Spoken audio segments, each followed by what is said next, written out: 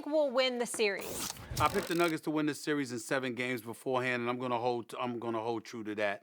Obviously, Game 7 would be in Denver, and they are just an exceptional team on their home court. I'm also going to sit up there and look Nikola Jokic. I mean, this kid has been absolutely sensational. He's averaging.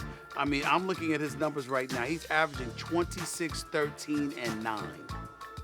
26, 13, and 9. That any good? 52% shooting from the field. He's hit 8 of 14 threes, which is at 57%. And listen, if Nurkic hadn't gone down before the season were over with Portland with that nasty leg injury, I would have picked Portland.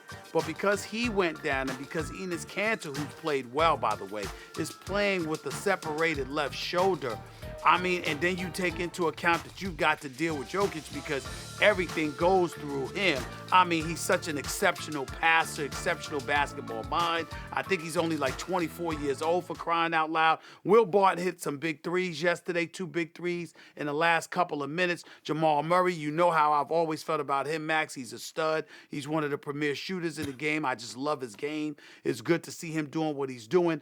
But I think that when you look at Denver, Portland doesn't have an answer for the Joker. They just don't have an answer. Damian Lillard and C.J. McCollum are who they are, but there is no answer for the Joker. If Nurkic was there, if Enes Kanter were healthy, I would go with Portland, but they're not, and that's why I'm going with Denver.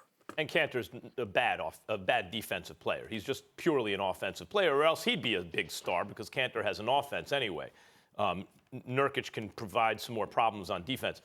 Look, I'm still taking Portland, and it's a gut thing, actually. Part of it is Jokic. Part of what's so incredible about Jokic is that he's a point center, like from the old days. Like you pass into the post, and he's going to find the cutter. He's going to find the open man. He has a soft touch around the basket, grab the offensive rebound. He makes, as you mentioned, great decisions with the ball and quick decisions with the ball.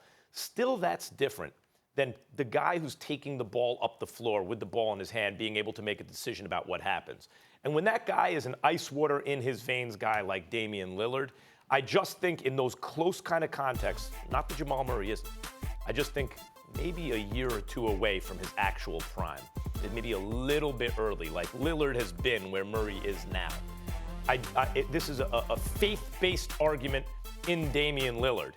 Jokic is balling out of control, and he will have the ball in his hand in crunch time, and he will be making decisions with it. Not the same thing as the point guard having the ball in his hand. And I think that will be the difference in the series, in the moments of truth, is Damian Lillard doing things you just can't do anything about. Hitting from 38 feet with the game on the line, stuff like that. I disagree.